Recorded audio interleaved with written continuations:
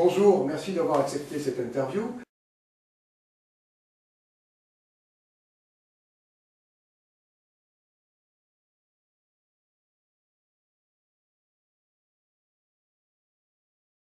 Je m'appelle Hélène, j'ai 42 ans.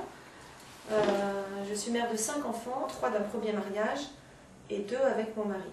Alors, lesquels sont concernés par les agressions de votre mari? C'est les enfants de mon mari et moi qui sont concernés, donc étrangement, ce sont les plus petits. Vous êtes divorcé? Normalement, je suis divorcée depuis début du mois dernier, là, mais je ne suis pas encore trop avertie par la justice, donc je ne sais pas trop où ça en est, mais j'ai bon espoir. Comment est-ce que ça a commencé pour vous? Ça s'est passé il y a 5 ans. J'ai compris d'abord par rapport à ma belle famille que mon mari avait des antécédents de pédophilie. Donc j'ai compris qu'on essayait de me cacher les faits. Et c'est mon mari lui-même qui m'a avoué avoir commis des actes de pédophilie anciens. Donc j'ai été évidemment estomaquée, parce que c'était quelque chose à laquelle je ne m'attendais pas du tout venant de lui. Je ne me méfiais absolument pas de quelqu'un comme lui. Il disait mais ce sont des bêtises, c'était il y a longtemps, c'est des bêtises. Et en fait, ça a remonté à combien de temps? Alors les actes sur Caroline, c'était dans les années 80. Les actes sur son petit frère André, c'était dans les années 70. Sur son petit frère? Ouais, un demi-frère. D'accord. Donc le demi-frère, il m'a confirmé qu'il avait bien été violé. Et pour la petite Caroline, j'ai appelé ses parents qui effectivement m'ont appelé et ça a été confirmé aussi, quoi. Moi, il m'avait avoué ces faits-là.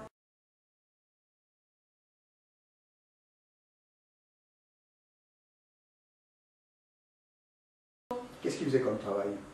Expatrié, c'est-à-dire qu'en fait, il travaillait dans le pétrole, à l'étranger, au Nigeria, Sur les en plateformes Angola. pétrolières? Ouais, et à terre. Alors, il travaillait, le dernier boulot, c'était Total Angola, mais la société qui l'embauchait s'appelle Statsmarine. En fait, c'est des expats, quoi. C'est-à-dire qu'en fait, ils gagnent 600 € au jour quand ils travaillent, donc un max, non imposable, parce que c'est des sous-revenus de l'étranger, donc il y a beaucoup d'argent. Et puis, il travaille en mer, et puis il travaille aussi à terre. Et comme moi, je suis partie en Afrique, au Gabon, avec lui pendant 1 an, évidemment, j'ai rappelé le Gabon pour savoir ce qui s'était passé. On m'a bien dit que mon mari accueillait des petites filles le week-end, quand il était à terre. Ah, vous êtes allé jusqu'à faire une enquête? Oui, ça coûte cher de téléphoner au Gabon, mais je l'ai faite. Donc, sur place, on s'est renseigné, et effectivement, avant de me connaître, eh bien, il y avait bien des petites filles qui venaient chez lui le visiter. Donc il était bien pédophile au Gabon aussi. Et quand j'ai réalisé que mon mari était pédophile, je me suis inquiétée. Je me suis inquiétée d'abord de mes adolescents qui vivaient sous mon toit. Et c'est tout d'abord en changeant un petit peu mes habitudes à la maison que je me suis rendu compte que ma fille avait les fesses esquintées. Et elle n'avait pas 2 ans. Donc en fait, c'est en changeant sa couche que j'ai vu qu'elle avait l'intérieur des fesses dilaté, quoi, avec des stries et des hématomes. Donc elle ne parlait pas, elle n'a pas pu me formuler quoi que ce soit. Mais Timothée, lui, de son côté, lui, il a bien formulé, quoi. Il allait avoir 4 ans. Alors qu'il ne prenait pas son petit déjeuner, il m'a répondu quand papa il joue avec Anaël, il rentre, il sort, il rentre, il sort, et elle rigole, elle. Et là, je me suis dit qu'il était peut-être concerné, et je lui dis, et toi? Et il m'a dit, et moi, ça ne me fait pas rigoler du tout, ça me fait vomir. Le petit de 4 ans, vous avez dit ça? Voilà. La petite Anaël, quel âge à ce moment-là? Donc Anaël n'avait pas 2 ans, et Timothée n'avait pas 4 ans. Donc j'ai téléphoné au 119, et je pensais que j'avais mal compris, que j'avais mal entendu.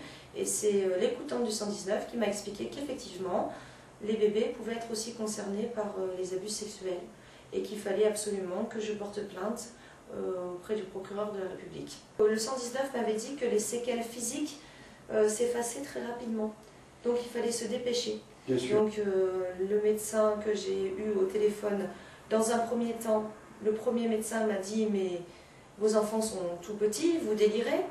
Ah, Donc j'ai appelé un autre médecin, un pédopsychiatre, qui m'a dit bah, écoutez, si votre enfant dit ça, il faut porter plainte.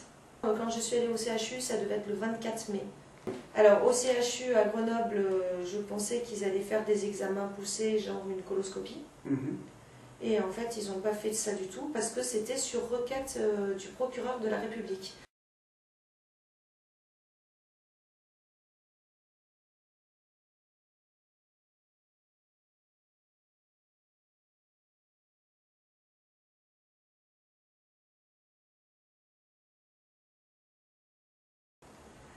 Donc je suis allée au poste de police à Grenoble. Après m'avoir fait poireauter à peu près 3 heures, à remarquer que j'habitais dans la Drôme, ils m'ont dit mais non, il faut aller dans la Drôme.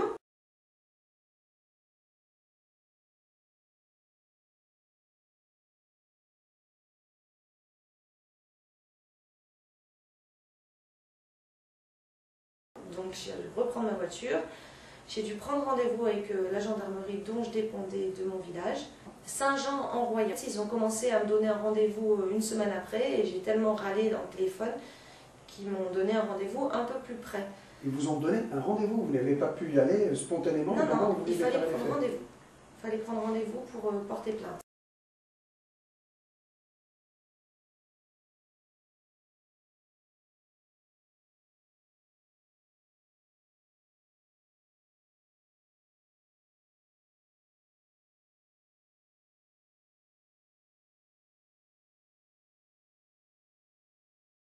Avez-vous eu un interlocuteur précis dont vous vous rappelez le nom à ce moment-là? Oui, j'ai eu l'adjudant-chef Carité.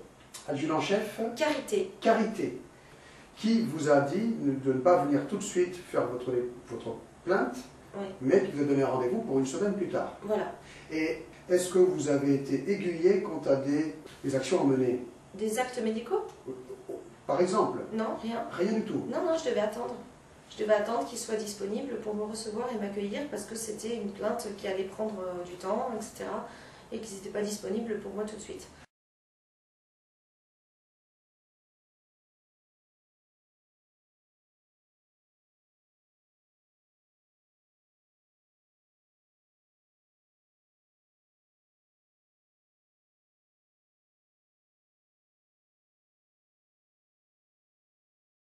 Mais alors dites-moi, pendant ce délai d'une semaine, les deux petits étaient toujours à la merci de votre... Non. Comment Non, ça s'est passé? Mon mari, en fait, travaillait à l'étranger. Oui. Il était parti le lundi et j'ai porté plainte. J'ai pu porter plainte une semaine après. D'accord, vos enfants étaient en sécurité à ce moment-là. Voilà, et moi Bien. aussi, hein, Oui. je pouvais porter plainte tranquille. D'accord. C'est-à-dire que j'avais pas peur des représailles. Ah oui, parce que vous avez peur. Ah ouais, j'ai peur de lui, ouais. Peur de lui. Une fois que j'ai su que c'était un criminel, et puis porter plainte contre un criminel, j'étais vraiment morte de trouille, quoi. Il avait déjà été violent envers moi, physiquement. Vous avez frappé? Oui, enceinte. Enceinte? Sympa, hein? Enceinte de 8 mois et demi, il m'a donné un coup de poing dans la figure. Alors donc vous déposez une plainte directe auprès de la brigade de gendarmerie de Saint-Jean-en-Royans. Déjà, la plainte, est-ce qu'elle s'est bien passée? Est-ce qu'ils ont auditionné les enfants? Non, ils m'ont interrogé moi. Mais par contre, ils n'ont pas auditionné les enfants. Non. Ensuite, ils ont appris que monsieur revenait sur le territoire français. Donc, ils m'ont conseillé de partir. C'est-à-dire de quitter le domicile conjugal et de me mettre à l'abri chez une amie. C'est-à-dire que lui, il avait le droit de revenir au domicile conjugal et moi, j'avais le droit de rester en dehors. En fait, ce que j'avais pensé, c'est qu'on allait nous protéger, Oui. qu'on allait pouvoir rester à la maison. Vous aviez raison de penser ça, parce que c'est comme ça que ça se passe normalement. Je ne pensais pas que c'était à moi de partir avec 2 enfants en bas âge, quoi. Non, du tout.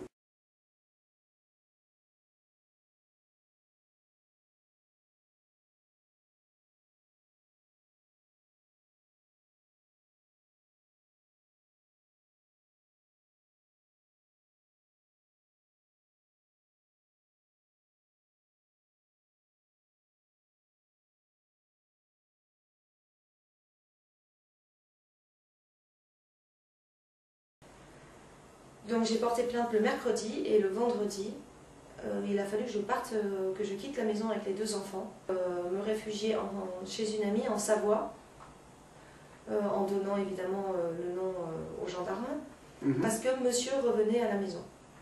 Alors que j'étais franchement épuisée, fatiguée, stressée, inquiète, etc. Donc en fait j'ai commencé par envoyer les grands chez le père, mon premier mari. Oui. Je me suis occupée d'essayer de rester calme pour que les enfants petits soient à peu près sereins. Donc ça a été très difficile. Oui. On vous a mis un gros coup de pression à ce moment-là, d'un seul coup. Voilà. C'est là où, avec le gendarme Carité, ça a commencé à mal se passer. C'est-à-dire que je lui ai dit que je ne comprenais pas que ce soit moi qui sois obligée de partir. Là, j'ai commencé à me fâcher un peu avec lui. Il m'a dit, mais écoutez, laissez-nous faire notre travail, on sait ce qu'on fait, c'est à nous de faire. C'est-à-dire que je devais faire selon les desiderata des gendarmes et suivre leurs instructions sans penser, sans réfléchir, sans râler, en me cachant, en payant mes frais de vie à l'extérieur, etc. Pendant que monsieur, lui, faisait l'enquête. Monsieur l'adjudant-chef Carité. Monsieur l'adjudant-chef Carité. Après mon dépôt de plainte et avant l'audition des enfants, je suis retournée au CHU. Et là, sur les fesses de Timothée, donc le garçon de 4 ans, a été repérée une fissure anale. Donc ils ont considéré que la fissure anale était due à la constipation. Mais c'est totalement arbitraire, ça. Et que la dilatation anale que j'ai vue sur ma fille serait due à une malformation génétique. Voilà, donc ça c'est ce qui a été écrit plus tard pour justifier de ce qui a pu être repéré.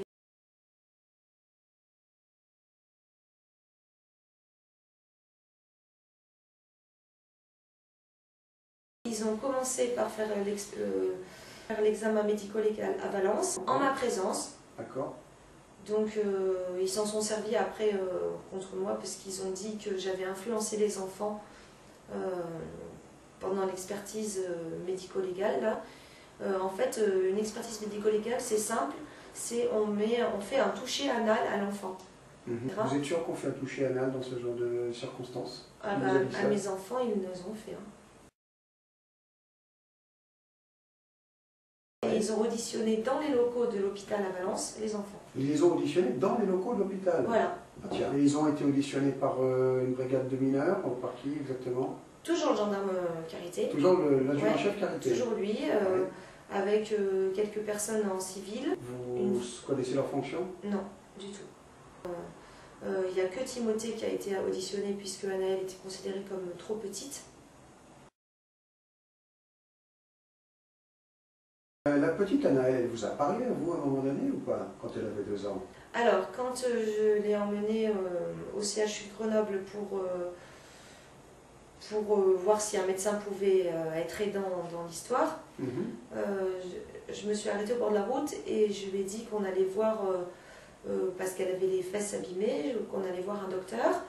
Et elle m'a dit, en montrant son index, ça a été bien repris dans la procédure, elle m'a pointé son index dans le rétroviseur et elle a fait papa caca. Voilà. Donc à 2 ans, c'est tout ce qu'elle a dit. Et l'adjudant-chef Carité a estimé que ce n'était pas nécessaire de prendre son audition filmée. C'est pas mal. Du fait qu'elle n'avait pas beaucoup de vocabulaire à l'époque. Ben voyons. Alors, pendant cet intervalle-là, vous êtes donc parti chez une amie avec les enfants, c'est bien ça? Oui. Combien de temps vous êtes resté là-bas? Chez elle, je suis restée 3 jours. Les enfants pleuraient tellement, parce qu'en fait, ce qui s'est passé, les enfants ont eu peur du mari de mon ami, bon, qui est quelqu'un d'assez grand, qui ne connaissait pas, etc. Ça pouvait être encore plausible. Ce qui était bizarre, c'est qu'ils avaient peur de mon ami, et ils avaient peur des enfants de mon ami. En fait, ils avaient peur de tout le monde. Donc, ils ont fait que pleurer. Pendant 3 jours.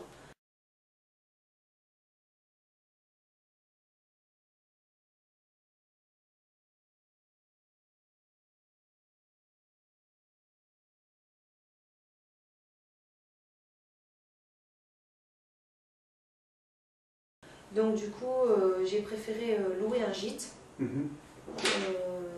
me suis un peu cachée pendant 3 semaines. Alors, lui, il est rentré entre-temps. Lui, il est rentré, oui. Il est rentré à la maison.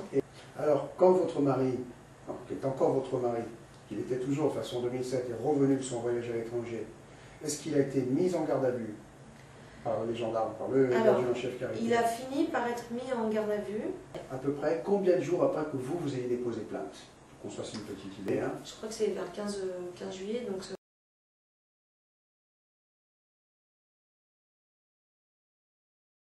il a fait 44 heures de garde à vue. C'est bizarre parce qu'il aurait pu aller jusqu'à 48 heures, surtout que une fois, maintenant que j'ai les papiers, je peux bien voir comment ça s'est passé. C'est-à-dire qu'à la fin de sa garde à vue, à la question est-ce que vous avez fait un cunnilingus à la petite Caroline alors âgée de 6 ans? La réponse, les anciens crimes pédophiles. Comment est-ce que les gendarmes connaissaient le nom d'une ancienne victime? Parce il a avoué ça. Il a avoué à cette occasion-là? Il a avoué avoir commis des actes de pédophilie. Aux gendarmes? Aux gendarmes. À l'occasion de sa mise en garde à vue? Oui.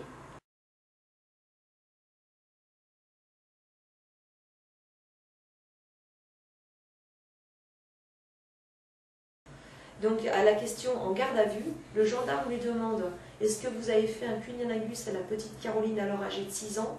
La réponse de monsieur c'est « Je vais dire peut-être ». Et là, la garde à vue s'arrête. Est-ce qu'il a été mis sous contrôle judiciaire au sortir de sa garde à vue? Il a été mis en examen. Mis en examen? Oui, quand même. Mais pas de contrôle judiciaire? Non. Non. Il était libre d'aller venir et de faire ce qu'il voulait? Et d'habiter la maison surtout. Et d'habiter la maison? Ouais, ah, que pendant tout ce temps-là, vous ne pouvez toujours moi, pas rentrer chez vous? Moi, si je rentrais, il m'a menacé. Parce que ce qui s'est passé, c'est qu'une fois que l'enfant a parlé, on partait, on était dans le gîte, etc. L'enfant, il a continué de parler. Et il disait des horreurs. Et il m'a raconté qu'en fait, quand il allait à Toulon en vacances, voir officiellement sa grand-mère, en fait, il voyait les amis de papa, des garçons et des filles. Et que ces garçons et des filles faisaient des bêtises. Et donc, il m'a raconté des horreurs, je ne sais même pas si je peux les dire maintenant. Hein. Il voyait la grand-mère, mais en même temps, il voyait les amis de son père. Donc, en même temps? En même temps, c'est-à-dire qu'il partait la journée, faire des bêtises. Donc, les adultes étaient déguisés en clowns. On aurait essayé de mettre son petit zizi dans le trou des fesses de son papa. Mais comme on n'y arrivait pas, ça faisait rigoler tout le monde. Il prenait des photos, il était attaché, il faisait des films aussi. Les garçons entre eux faisaient des bêtises. Donc il y avait des hommes, des femmes, des enfants. Et ça se passait en journée? Et ça se passait en bord de mer en journée. Alors il se serait lavé... En bord de mer, dans quelle région? Alors, je l'ai su après, donc il disait qu'il y avait une cabane qui était peinte, qui se lavait dans la mer avec du savon spécial, parce que pour se laver dans l'eau salée, il y a un savon spécial. Donc cette cabane, ça serait les amis de papa qui l'avaient. Et ça, j'ai su que c'était des gens de Carqueiranne. Ah, nous sommes dans la région de Carqueiranne alors. Voilà. Et cette cabane, elle existe vraiment. C'est-à-dire que les gens, les amis de son père, ont bien un terrain sur lequel il a bâti une cabane dans la région de Carqueiranne. Alors tous ces gens-là, donc je lui ai demandé qui c'était, forcément, hein, j'ai dit. Il m'a dit la maman de Manon. Bon, la maman de Manon, moi je connais, elle est venue à mon mariage. Normalement, lui, il ne connaît pas, quoi. Donc la maman de Manon, elle est institutrice. Et le papa de Manon, il est, je peux le dire? Bien sûr. L'ancien directeur du club de voile de Porquerolles. Voilà. Et il m'a cité comme ça plein de prénoms de gens qu'il n'était pas supposé connaître, que des gens de la Fédération française de voile. Parce qu'on connaissait des gens de différents milieux. Oui. Mais là, en l'occurrence, c'était que des gens de la Fédération française de voile.